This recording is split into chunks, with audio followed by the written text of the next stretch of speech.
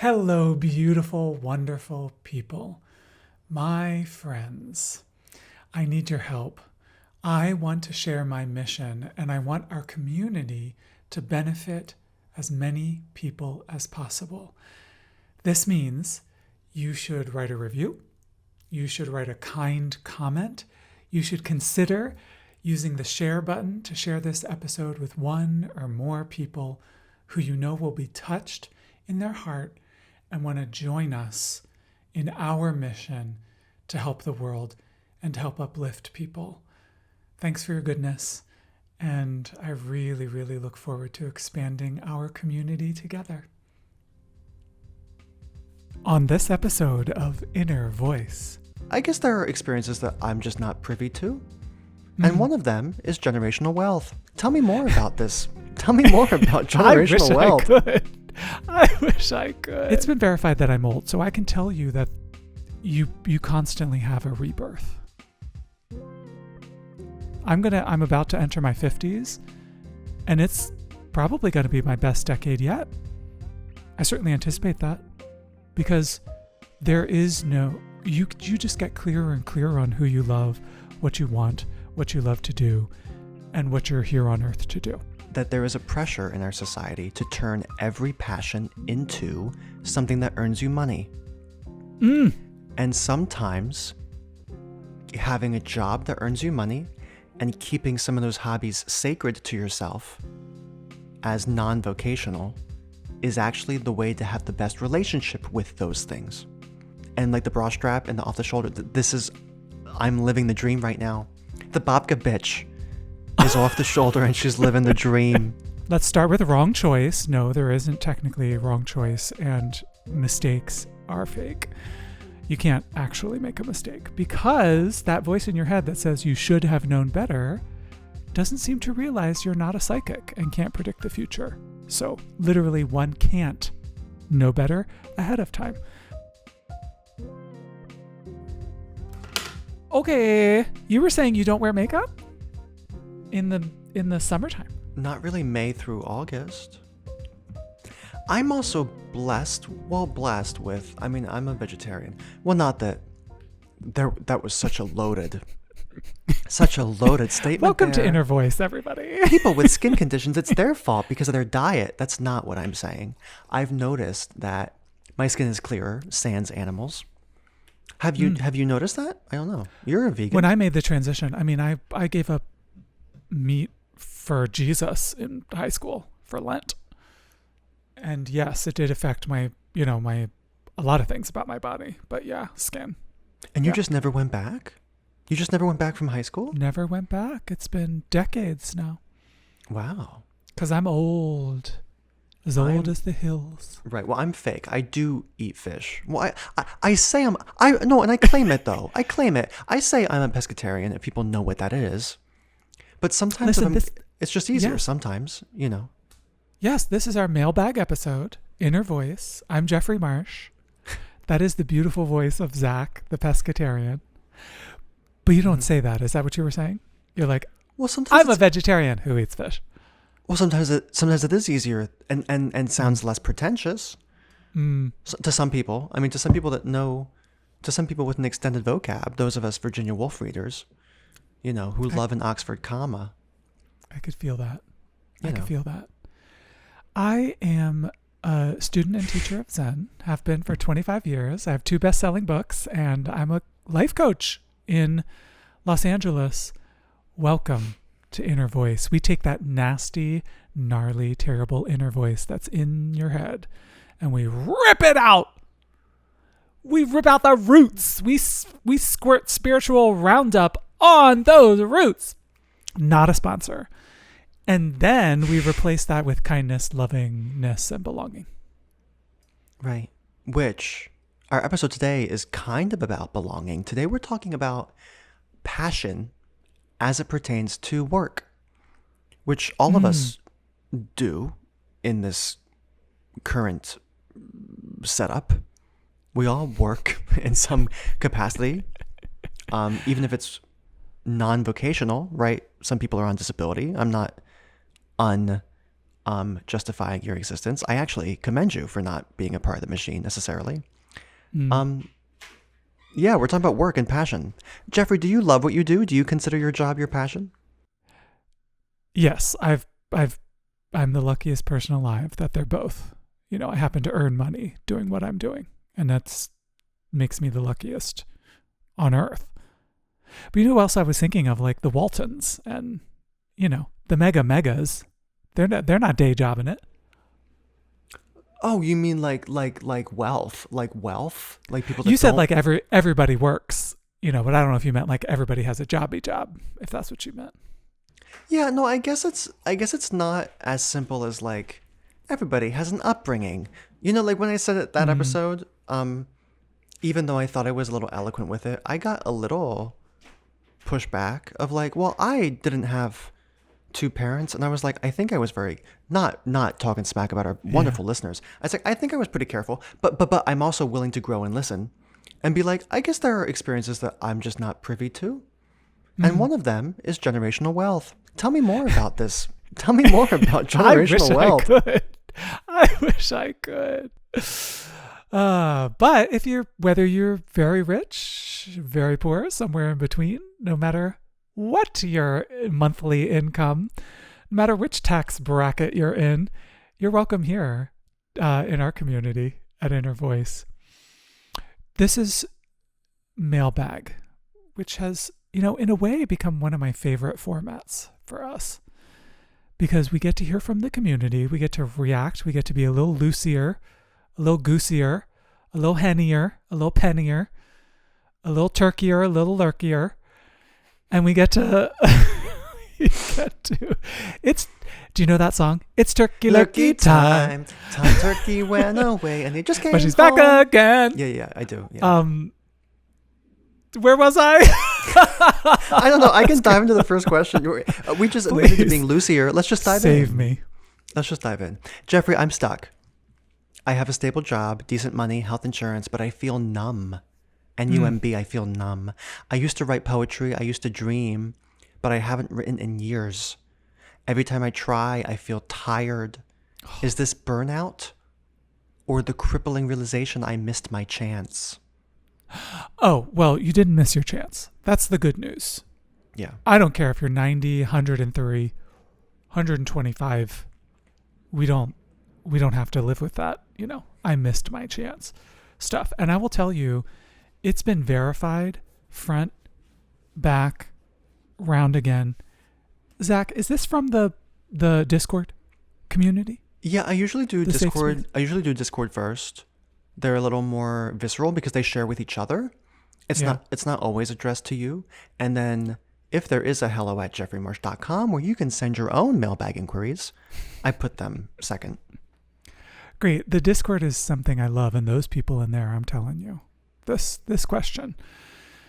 Just such beautiful, heart open, but thinking, beautiful stuff really supports me in my spiritual path.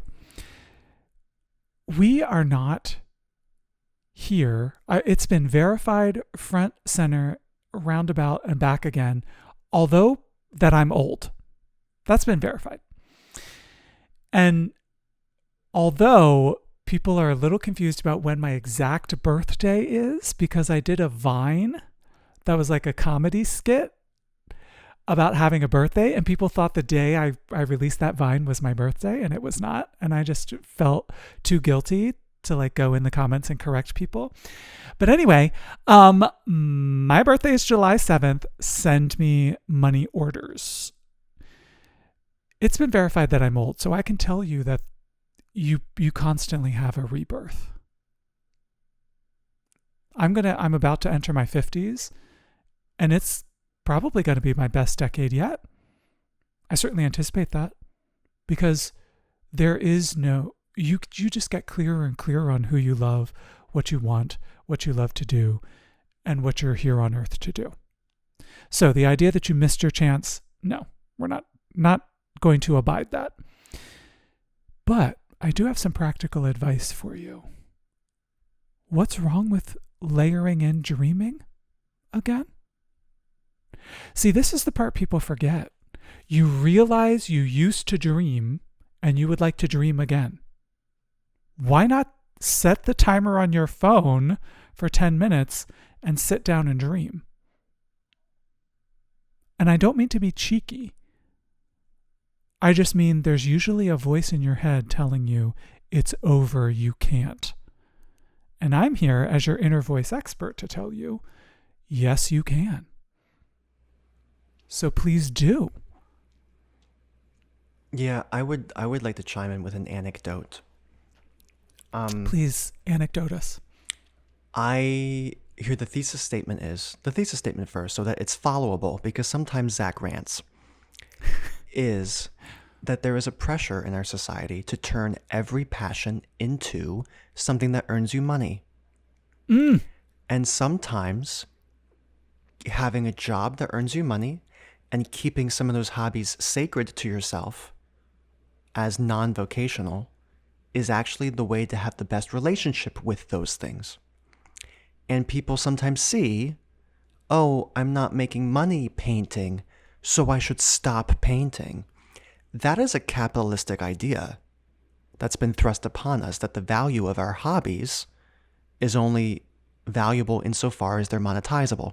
And the story is, I'm actually really good at making babka. Anybody know what a babka is? I don't know if it is a Jewish cake, but that's how I came to know it through my half Judaism.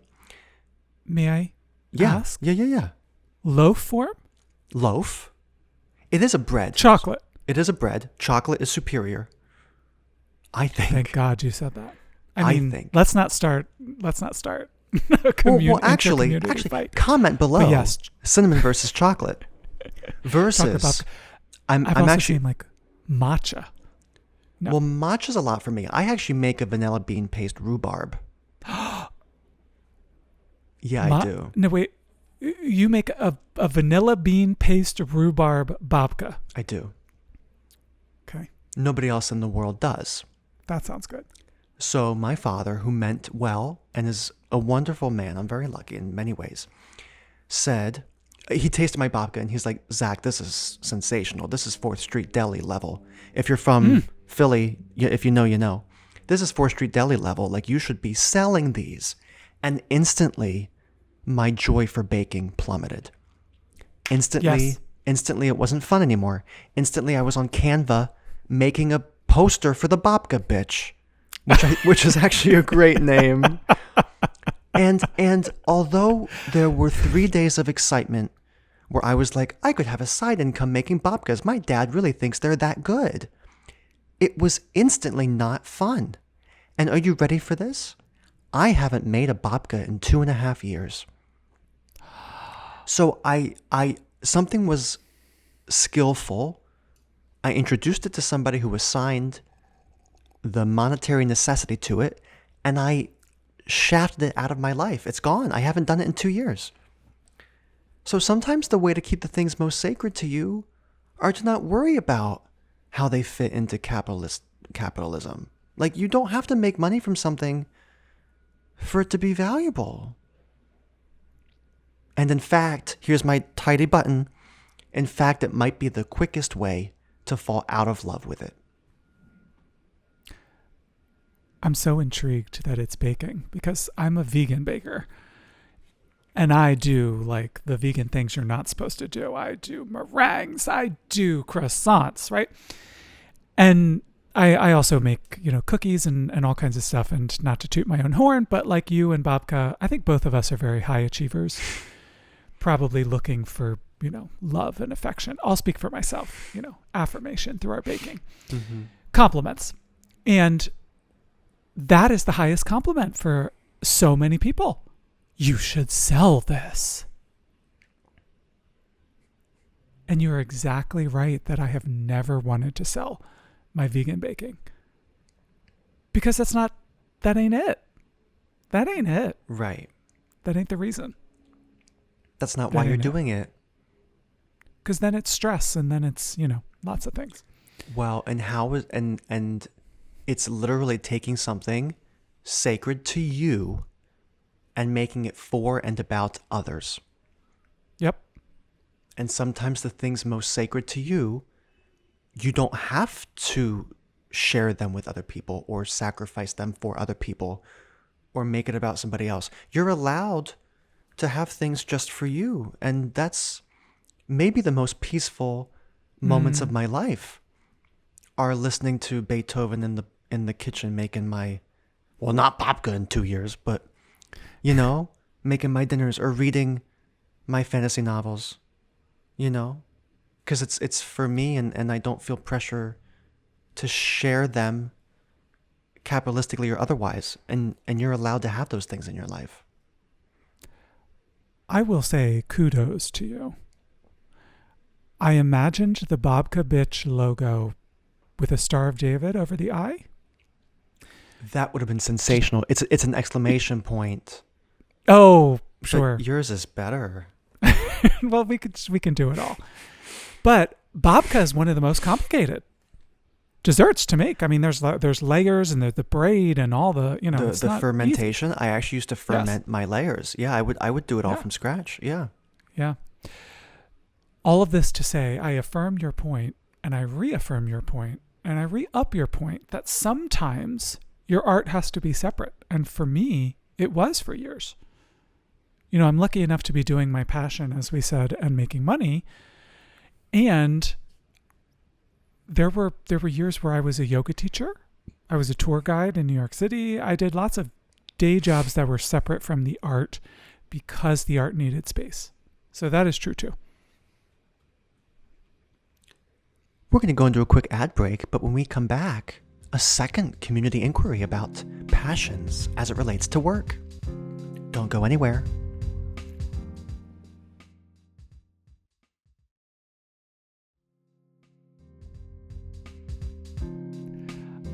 I truly love that if people want to get meta with us, because we can in these episodes, that you're in charge of the outline now. You just jump in and you just guide me and you just, you know, like zip it, Jeffrey. Let's go to commercial. Well, stuff like that. I think that we have such a beautiful cadence to the conversation when it's just the two of us. These are a little less structured. We love our guests. Mm-hmm. But we don't have to. There's nobody else to make comfortable. There's nobody else to make sure they're not lost in the grander structure of the episode. And I think we find ourselves just tying the bows nicer. And so if I see an opportunity to I'll just do it. You can't hear me tying the bow. You can see on the YouTube. Gesture. Yeah. They also can't see your lovely off the shoulder number. People should find this video. This is so funny. So this is the first. I don't want to meander. You don't want to Neanderthal. Too much on these shorter episodes. But somebody, I think, said at last episode in Identity that their first transrealization was the I want off the shoulder. Was that last episode? It doesn't sound familiar to me. Is this a future episode that's about to be in my... Oh, I wonder if I made this up. It could have been last episode. But this was my feminine awakening. Was I saw I was born 95. So like all the girl groups wearing their post grunge off the shoulder, I wanted that so bad. And like the bra strap and the off the shoulder, I'm living the dream right now. The babka bitch is off the shoulder and she's living the dream for all of you on the interwebs. Yeah. It's gorgeous, regardless. So I'm glad it also has a deeper, significant meaning for you. It does, just as this topic has a lot of meaning for this person put their name, and sometimes they do put their names, but I make them anonymous anyway. Because sometimes people, whatever. I just left my full-time job to pursue my dream of starting a queer wellness brand. That's dope. Now I can't sleep and I'm scared all the time. Did I make the wrong choice? That's the whole thing. It's a little short, but you have somewhere to go with that? No, I mean, there's like 17 things to talk about, actually. Let's start with the wrong choice. No, there isn't technically a wrong choice, and mistakes are fake. You can't actually make a mistake because that voice in your head that says you should have known better doesn't seem to realize you're not a psychic and can't predict the future. So literally one can't know better ahead of time. We're all doing our best, and we're all on a journey to take responsibility, yes, but accept where we've been and who we are. I mean, becoming a leader and then being thrust into the spotlight and then feeling scrutinized, whether it's actually happening or not, that's something I can relate to. And this person said, I started a queer, and the reason that's pertinent to this question is, started a queer wellness brand, and now I'm feeling unwell. Don't we all know that? Don't we all know that feeling? And it might be partly due to our, what we've identified as the babka of it all, that now it's a brand, right? Yeah. But it might also be related to now you're seriously diving in and you're really doing it. And that creates its own kind of pressure too. Don't let that voice in your head undermine you, judge you, and tear away your dreams. Please.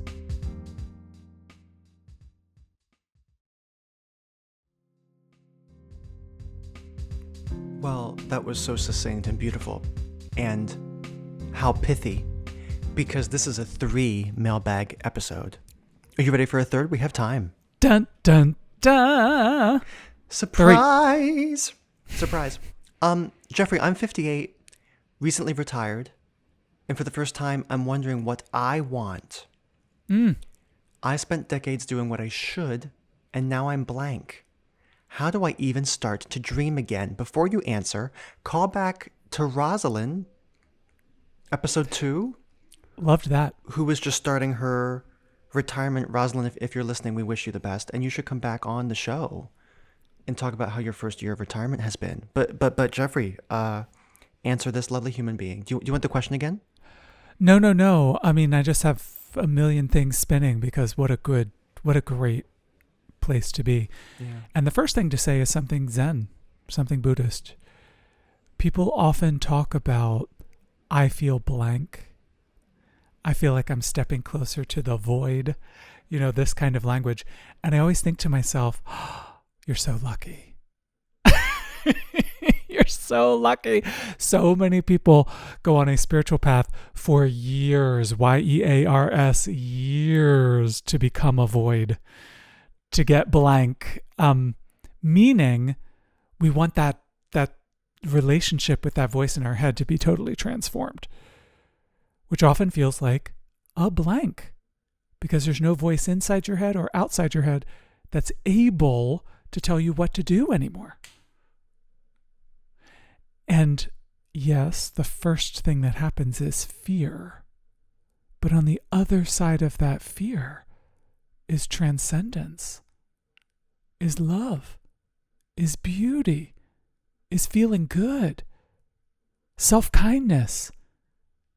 So my main thrust, my main advice is stick with it, please. Stay with it. Thank you. That's all she wrote today. She's a little shorter, but I think this is nice. I think this is a great episode. You're just going to the grocery store? Well, I mean, if you're going to the grocery store in LA by car, I guess it's a 45-minute drive. But if you're going to the grocery store in Wisconsin, this could be a great episode. What do you think? You want to tie us up somehow? How would you tie up our... Yeah. Listen to 2 of them. Oh, if you're still please. clambering. Or clamming. Either. Or clandestining. Whatever you're doing. Listen to multiple episodes. And that's actually a good thing that I'm sort of out of the habit of talking about. We need your help. We need you. Share the episode. Do get in there and write a review. I know people say that, but in our particular case, it's exceptionally helpful to write those reviews because people look at that and see, like, is this something I want to download and listen to? And you can help people know that it is. If you are transitioning, bless you. If you are in a place in your life where you're unsure, you're feeling a blank, you don't know if you're stepping in the right direction, Thank goodness. You're lucky. You're lucky. It's the people who are sure because they're following that voice in their head, they're in trouble. So as long as you're not that, good. Let's keep going. Let's keep doing. Let's keep being. Please take a moment to take some deep breaths. I usually tell folks at the end of the episode to close their eyes, but if you're driving, folding the laundry, all of that is fine. You don't have to close your eyes, but if you can, please do. And draw all of your attention toward your breath and your breathing. Can you truly let go? Listen to me. I know you're holding on to your shoulders. Your jaw is clenched. That spot between your eyebrows, the 11s, breathe into that spot and let it relax. Let it go. Stop bracing yourself against life. Let's take a breath together. Exhale out, out, out, out, out. Inhale, fill your entire body with breath out to the fingertips, the face, the top of the head, the toe tips. And then exhale all the tension out of your body. Open your eyes and get ready to live. Truly live. Love you lots. Be kind to yourself. Be kind to others. And we'll see you soon. This has been Inner Voice with Jeffrey Marsh. Today's episode was produced by Zaq Latino. If you're ready to go deeper, transform your life, and experience personalized support, my one-on-one coaching sessions can be applied for at jeffreymarsh.com. Know someone perfect for Inner Voice? Send them our way. Have them visit jeffreymarsh.com to sign up for our exclusive online community, and we'll reach out if their inquiry aligns with an upcoming episode. Remember, you are worthy exactly as you are. See you next time.